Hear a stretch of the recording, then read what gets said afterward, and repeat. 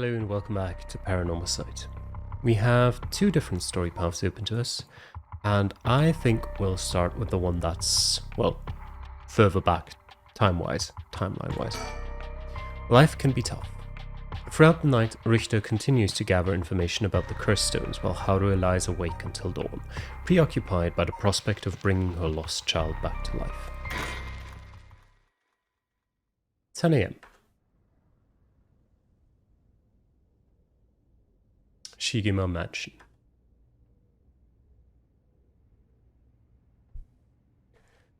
Good morning, ma'am. How are you feeling? I'm fine. I hope we can make good progress today. How's your curse stone looking? I haven't felt anything from it since sunrise. Interesting. It's possible that its powers can only be unleashed at night then. That aside, why are you so late this morning? There are unfortunately some things that can't be investigated while the world slumbers. But I did get some research done in what limited time I had. Very well, let's talk. We will talk in a second. Okay, no birds. The town is beginning to wake up once more. The clamor of society can be heard from beyond the garden gates.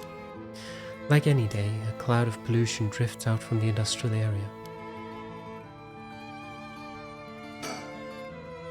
This is the old mansion where I was born and raised. That was a short one. No one's in the mansion at the moment. The door has been locked shut. The housekeeper has already left after cleaning and preparing food. I think that was it. He's looking a bit tired. He must have been up all night investigating. By the way, there's something I wanted to talk to you about. And what's that?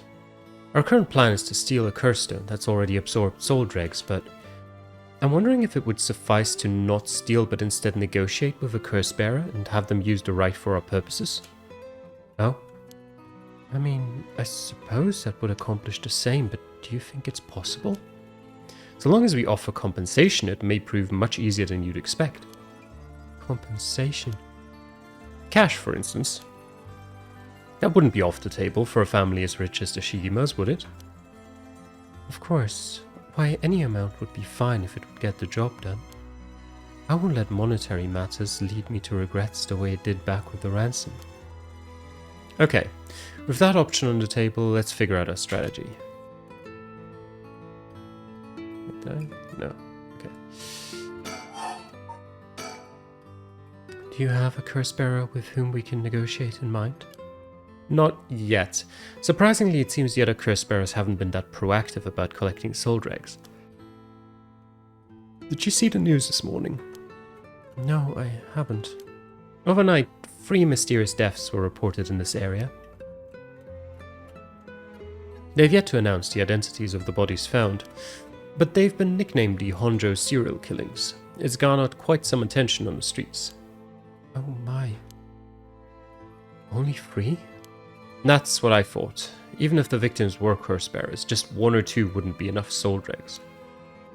And for what those curse stones are capable of, a mere 3 victims seems a little on the low side.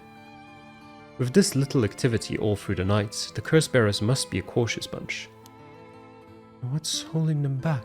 Are we not all after the power of resurrection? There may still be some undiscovered victims, but it doesn't seem like anyone has gathered enough soul dregs yet. We might have to set up some bait to spur them into action. And then we offer them the deal. None of the curse... Okay, for a second there I thought he was just going to repeat himself. I wonder if this situation could be what the mastermind who kicked it all off intended. Now that's an interesting theory. You think there's someone behind this all? You mentioned hearing an agonized voice telling you to kill when you first obtained the curse stone. That doesn't sound like a coincidence to me. Someone agitated the curses in this area on purpose, and they are likely after the right of resurrection as well. So you're thinking this person is not one of the curse bearers? You've got a sharp mind, man. Though it might seem obvious for the mastermind to become a curse bearer and collect soul dregs if they were after the right, this would be very risky, since as a curse bearer they themselves would become a target. So it would actually be more convenient for them if the curse bearers moved less aggressively. That's right, but despite that they've been inciting the curse bearers to commit murders. Why? Let's consider this. What if the mastermind isn't trying to collect soul dregs themselves? You mean their intention was also to steal the souls while the other curse bearers compete with each other from the start? Sitting back and observing from the sidelines is the safer course of action. Which is why I figured it best for us to attempt the same strategy. So, how should we do it? There's still reason to suspect the mastermind could be a curse bearer themselves. To be honest, I want to keep my distance from whoever it is. There's no telling what kind of power they might possess. Whether our aim is to negotiate or steal, we'll have to outpace the mastermind in making contact with the other curse bearers. How do you suppose we do so? At this point, all we can do is search. Great plan. If there's a mastermind inciting the curse bearers to collect soul dregs, can we be sure there even is a rite of resurrection? Good question.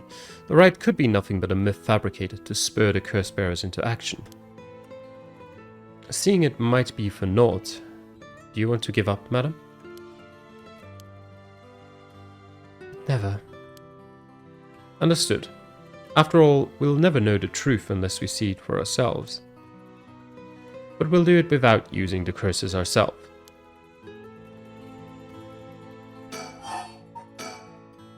By the way, I met a few people who seemed like potential curse bearers last night. I did some investigating into all of them. But I only managed to get detailed information on 2. You're quick. I suppose that's to be expected from an investigator extraordinaire. I appreciate the flattery. First, there's Ayame Tono, the girl we talked to before, though she isn't a curse bearer herself. She's a student attending T University of Art. She currently lives alone in an apartment near Midoricho Park. You even determined her address? You're not one to be underestimated, Mr. Investigator Extraordinaire. I called every single university with ukiyo-e in the curriculum, pretending to be her parent. I went around to check on her place on the way here. It doesn't seem like she returned home last night. I'm worried she might have run into some trouble. Did you attempt to follow her last night? I'm embarrassed to say, but I couldn't. She shook me. I couldn't keep track of her. And here I thought you were an investigator extraordinaire. I'd like to learn more about her, but it would take some time. She is planning to steal the curse stones just like us. It's best we act carefully around her. Okay. Next is the tall man who is dressed in black. I met him near Kinshicho. He stood out with the way he dressed. I managed to get some good information from him. Impressive. What can I say? He works as a secretary to Hihaku Soaps, chairwoman. I believe his name is Takumi Yumioka. The Hihaku Soaps headquarters and factories are both located in Honjo, correct? Yes, they've been here for a while, but it's only in the past 10 years that the company has shown significant growth. I remember seeing the chairwoman on the news a few years back. She seems to be very shrewd. With the increase in sales, I assume she'd want her factories running at full capacity. But with the harsh restrictions against industrial waste, a lot of the factories with older equipment had to be shut down. That's right. Even 10 years ago, there were many complaints about chemical plants dumping waste into the river. Most companies back then were more concerned with making a profit than protecting the environment. I wonder what a man working for such a company would have been up to in the middle of the night. On the way here, I stopped by the company's headquarters, but they hadn't started for the day. I should have better luck later. Let's hope you will. Perhaps they're interested in seeing if the rite would be beneficial for their product research into beauty and skincare. Now that's an interesting thought. I ran into one more suspicious young man last night. This one seemed to be out collecting soul dregs, right? Indeed. I couldn't get a good look at him though, and I couldn't gather enough intel to properly identify him. Well, that's a shame. But I can make an educated guess. Oh? You know that researcher who discovered the ancient text on the Rite of Resurrection? The one that lives near here? His name is Hideki Araishi, and the man I met was very similar in stature. Oh my, even he is involved? How awfully suspect. Considering his background, couldn't he be the one who initiated the whole affair? I think it's possible, yes. Which is why I decided to refrain from making contact with him for the time being. Safety first. Understandable. Of course, I want to learn more, but this isn't the right time to focus on him. I prefer to ascertain who else is a curse bearer. First, I'll return to Hihaku Soaps to see that man in black. Their headquarters are down on South Warigesui Street. I learned something new about the criminal involved with the kidnapping. It concerns the serial killings. There was a body found at Komagata High School. The person was identified as a school teacher. His name was Kohei Jonochi. Do you think he was a curse bearer? Not sure. It's possible. But regardless, this means the two people who knew the truth about the kidnapping are both dead. Just when we were getting somewhere. It isn't enough to make me give up, of course. Still, we don't know anything about Michio Shiraishi's residence. It would be wise to pay the visit. Understood. In addition to the 3 victims associated with the Honjo serial killings, there's Michio Shiraishi, who reportedly committed suicide, and the police officer who died at the former Yasuda Gardens. If strange deaths continue occurring like so, they're bound to inspire strange rumors. But those last 2 have nothing to do with the 7 mysteries, no? It's true. Both occurred a week before this accursed situation began. Still, it cannot be ruled out. It's possible that the mastermind was involved with those killings. How? What if there were preliminary steps to awakening the 7 mysteries' curses? Can we really assume they're unrelated just because the timing doesn't match? Or rather, the police officer's death is so baffling that it would be easier if it were connected to these curses. The victim wasn't the type to be caught off guard easily. You seem to know a lot about this. I suppose we weren't strangers. My personal feelings might be wrapped up in this one too. I see. If you were to investigate this matter more, you might get a lead on the mastermind. You're right. If we wish to focus on the mastermind's identity, this would be a fine starting point. We might even discover more deaths related to the curses on the way. We should pay attention to today's news. Well, that's all I have to report. Shall we continue with our investigation? What do you want to do? If you still can't use the curse stone, taking a walk should be a fine place to start. Right, let's go together. I want to see what's going on for myself. In that case, I'll trust you to decide on where we should go, ma'am. Okay. We will start at Midoricho Park then.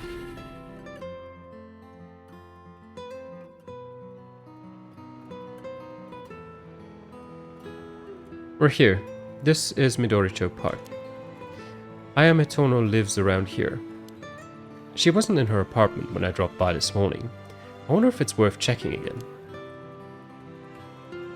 Maybe there's someone there. This place is connected with the story of the Taiko of Tsugaru. Not only that, Katsushika Hokusai's home was also in this area. That might be why Ayame chose to live here. Midoricho Park, a small park bordering South Warigesui Street, sporting a mixture of cherry and evergreen trees. Although unremarkable in most respects, its small playground always attracts a number of children come evening. While no trace remains in the modern day, it stands on what was once the site of the Tsugaru estate. The legendary artist Katsushika Hokusai is also believed to have been born in the vicinity.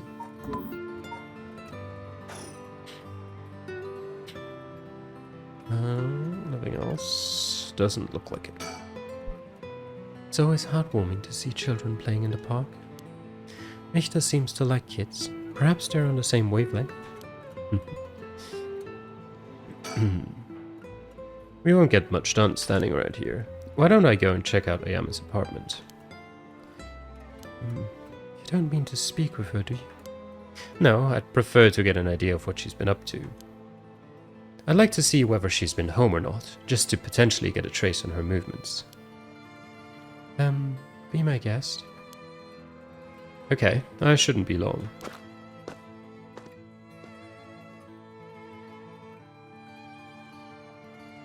I'm back, ma'am. So, nothing? I'm afraid so. She still hasn't returned. However, I noticed a few people who seem to be related to the police force keeping watch in the area. I don't know if they got eyes on her apartment, but they do appear to be watching the building it's in. Interesting. You've got a sharp eye to have noticed them despite them being so covert. What can I say? It's part of the job. However, it meant I had to refrain from knocking on her door or looking through her windows. I wasn't able to check her electric meter or mailbox either, unfortunately. You were planning to go that far? Of course, he's a professional. We won't make much progress, okay? What a waste of time. We should move on quickly. No, we should not. Oh, good going, ma'am. You found Hihaku. That's a rare one. Is it now? Mockingbird number 7. It does feel like I've missed 2 to 4, but that's fine. Hihaku. Alright. South Warigisu Street.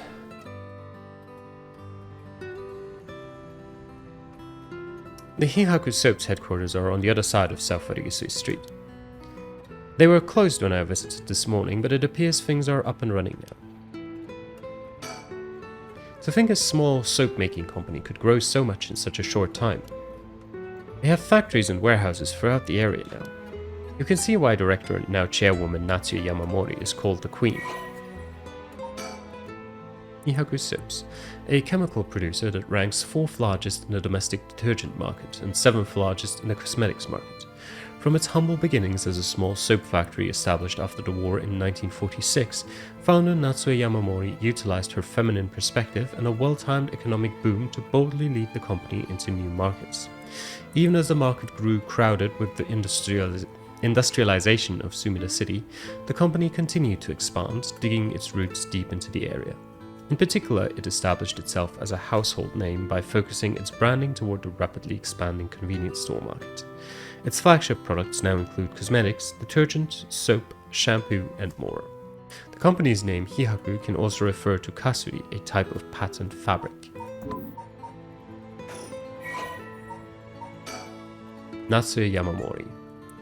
Natsuya is the former president of Hihaku Soaps, a large chemicals company. Though she retired from her position 2 years ago, she still wields great influence over the company from her position of chairwoman. Recently, there have been rumors about her possessing strange and powerful magical abilities, earning her the nickname the Witch of Hihaku. Prior to the war, Natsuya enjoyed working her dream job at a textile factory. She was forced to face the bitter reality of the world, however, when the factory was destroyed by a fire during the war, and she was ordered to rework the fabrics she had painstakingly crafted into something more suitable for blue-collar work. Witnessing the rise in popularity of Western-style clothing in the post-war period, Natsuya left the textile industry. However, a nod to her past can be seen in her company's name, with Hihaku being another name for kasuri, a type of fabric featuring patterns and images woven with dyed fibers.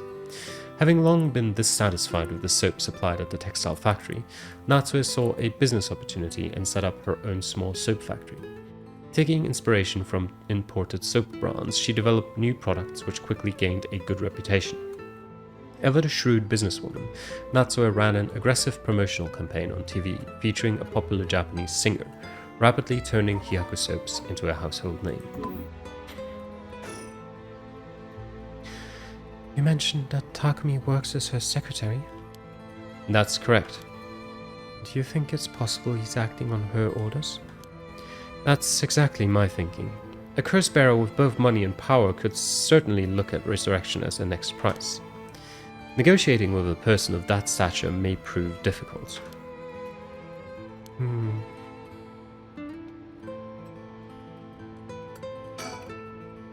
Business is up and running. I can see people inside the reception area. Okay. Back in the Edo period, the canal known as South Warigasui ran through this area, but it's been turned into a major road. It's a bit away from Kinshicho Station or Ryogoku Station, though it's still considered a nice area. The stories of the ever-burning lantern and the foot-washing mansion both took place around here. One of the bodies discovered this morning was found by this road as well. This is quite a lively area, huh? I suppose you could call it somewhat of a city center. South Warigasui Street. A warigasui, literally a partitioning ditch, refers to a waterway dug down the middle of a road so as to divide it. At the dawn of the Edo period, the Honjo district was little more than a collection of suburban rice farms. As the area became more developed, the South Warigasui was excavated in order to drain rainwater into the Yokojiken River to the east. Though it served the people long and faithfully, it was converted into an underground culvert at the beginning of the Showa era. In the present, no trace of it remains on the surface, but the street that bears its name.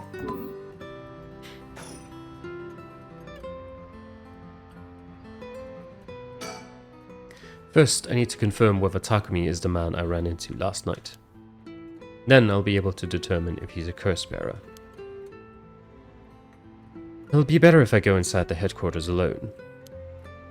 You should walk around, visit a cafe for some tea perhaps. Should I now? Okay. So an influential person at Hihaku Soaps is potentially a curse bearer. Richter proposed we use money to negotiate for the curse stones. But we could hardly outbid a large corporation if it came down to it. I'm going to go in. I may be a while, so probably feel free to find somewhere to kill time. Okay, good luck in there.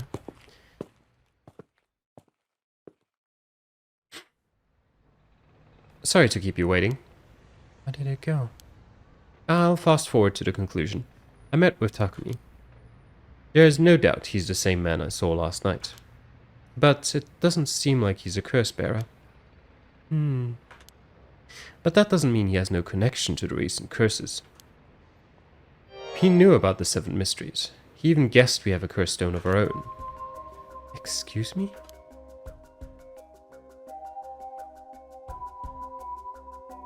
I tried to approach Takumi about a fallen item after I ran into him last night, however... You said your name was Richter, correct? I have a favor I'd like to ask of you. I'm hoping you would hand over the curse stone in your possession. Curse stone? What are you on about? There is no need to play dumb with me. In fact, there's no time for it. I had all the same reason you did to think you were a curse bearer last night. And your arrival here only confirms it. You are a curse bearer, no? You're right. We lack time. I'll confess, I am a curse bearer.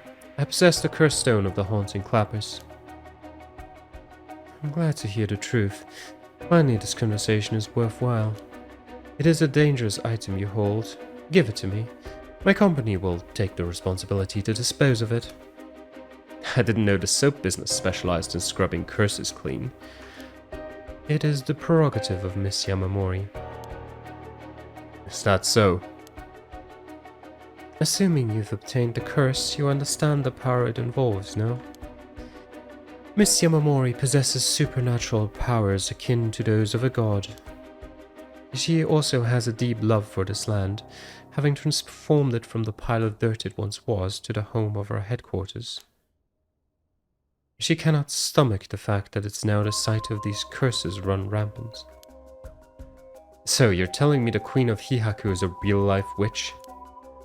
She wouldn't appreciate being called that, mind you.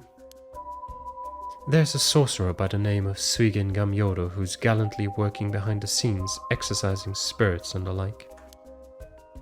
Go on. That being so, there have already been instances of the dead coming back to life. Do you understand the urgency of this matter? These are curses we're speaking of, tools which are used by wicked beings to possess people. The rite of resurrection is nothing but a fabrication meant to seduce the curse bearers into unspeakable action. If you truly understand what I'm talking about, you must hand over that curse stone at once. Very interesting. With that said, just how many curse stones have you acquired so far? If what you tell me is true, surely the company would have launched a large-scale search by now. We have 6. 6? Oh, I can rest at ease then. And here I thought I was at risk of being cursed. It seems we are on the same page. If that is the case, you should hand over your curse stone immediately. I'm sorry to disappoint you, but it's not actually in my possession at the moment. Considering its importance, I've been keeping it in hiding. Really now? Then I'll accompany you while you retrieve it. I'm sorry, but I've got something important to attend to, but I promise I'll return with it later. Very well. Then you won't refuse to provide your address and telephone number, I presume? How prudent of you. I'll oblige.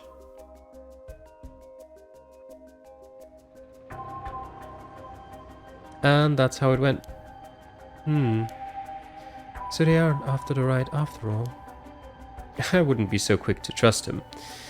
Oh? I believe we're dealing with a master in deception. He may well have made up a story to convince us to part ways with our stone. I think he was lying about having procured 6 curse stones as well. Like, really? 6? That's excessive. Well, now I feel gullible. The company is plotting something. I wonder what they mean to do with the curse stones. He seemed rather desperate to get a hold of ours, despite us not having collected any soul dregs.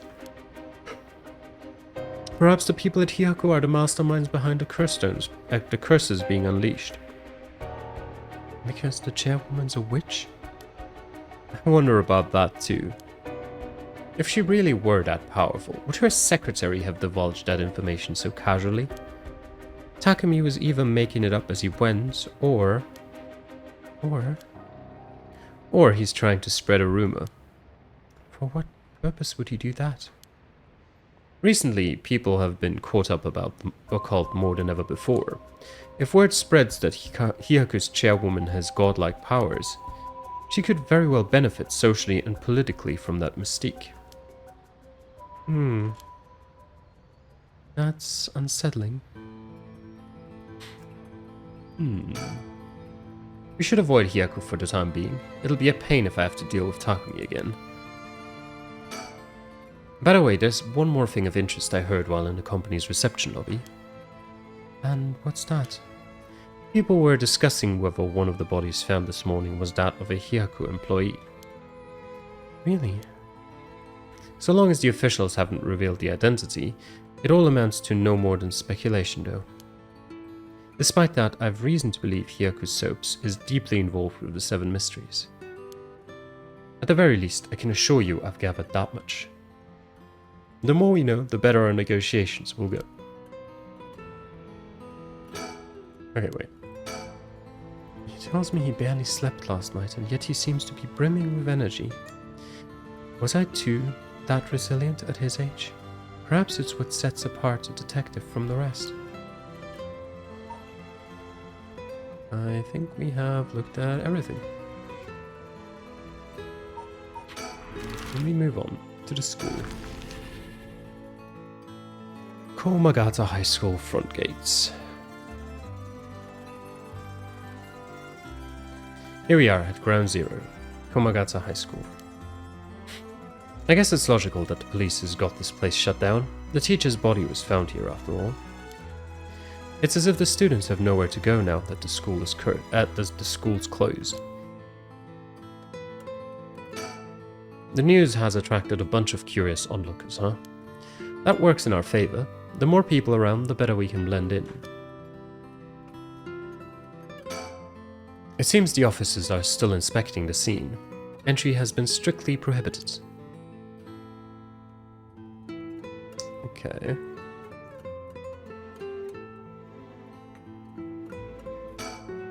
He appears to be wary of those police officers. Maybe the police really do have something against private investigators, just like in those detective novels.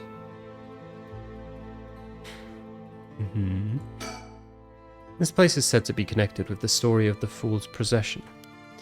I wouldn't be surprised if a curse bearer decided to turn up. However, I need to find out if that teacher was a curse bearer or not. I expect the police to be baffled, since they don't know about the curses. I can ask around and see what the students have to say. Alright, I'll go ask the students about Michio.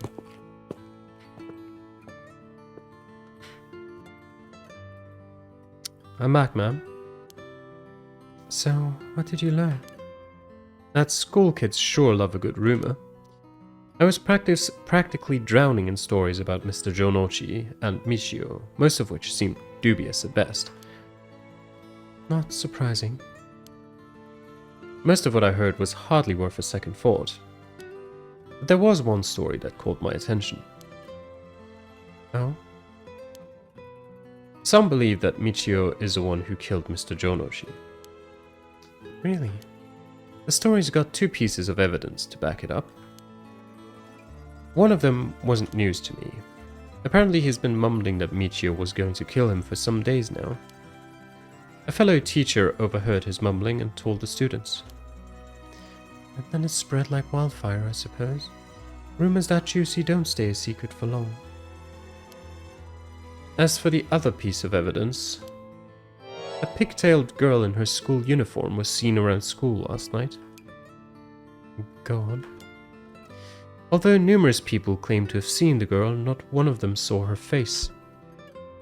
Some are proposing it was Michio brought back to life, or that it was her vengeful spirit. But it's not like Michio's the only high school girl to wear pigtails. This rumor might have been made up just to fan the flames. But if it were true, I'd want to get a hold of her in order to hear her side of the kidnapping.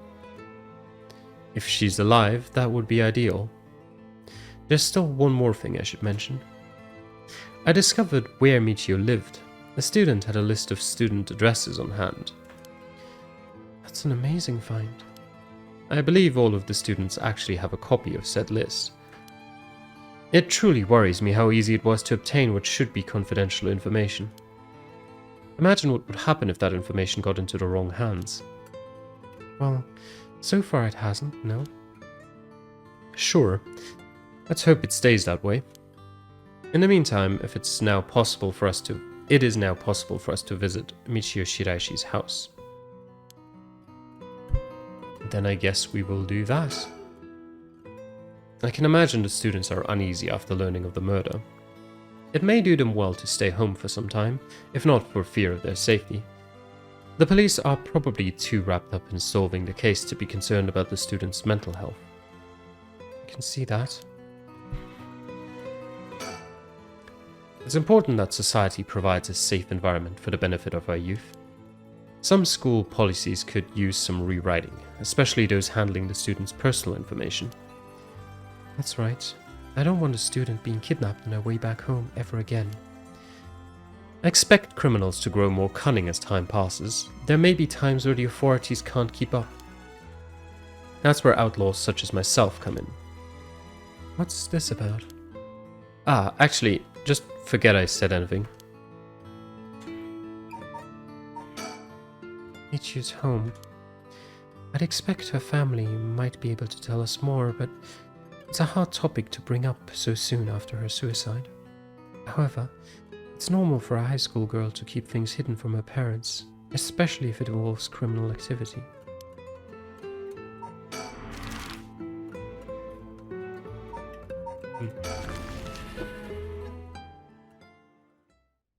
near the Shiraishi household.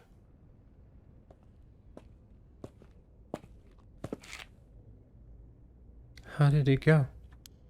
I went to visit Michio Shiraishi's family home, however, no one seemed to be there. I got no answer at the door, and all the lights were out. It seems to have been empty for a while now. There was a stack of newspapers out front. I don't understand why no one's come to this house, even after Michio committed suicide. I wonder if this place is okay. I've never liked these messy and cluttered back streets. They give me the jitters every time. It's reassuring to have someone as strong and tall as Richter accompanying me. They look so unfazed. I suppose a detective is used to this kind of thing, always investigating and chasing criminals. I wouldn't be cut out for it.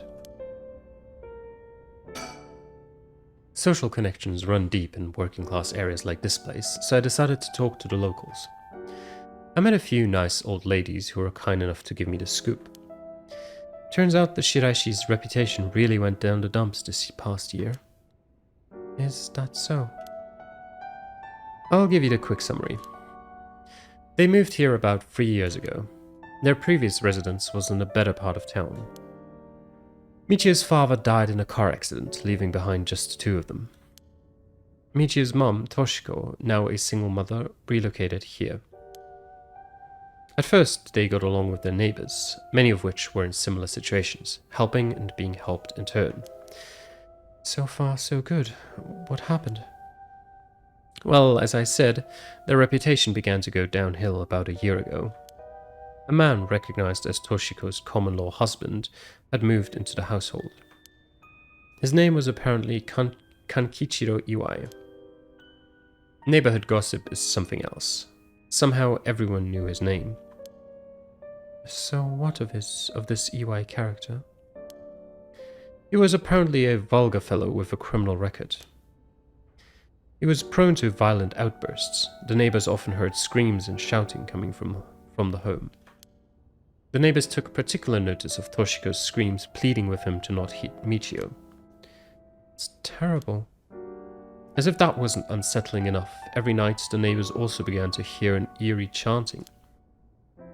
Through this, the Shiraishi's standing in the neighborhood plummeted rapidly. Toshiko was often seen covered in bruises and wounds. She stopped responding to her neighbors. She would just turn the other way when greeted. They kept their storm shutters closed even during the day and effectively shut themselves away from the entire community. That sounds horrible. Why didn't the police step in and do something? Unfortunately, under our current laws, the police aren't allowed to get involved with domestic disputes. That's awful. And then Michio reportedly killed herself.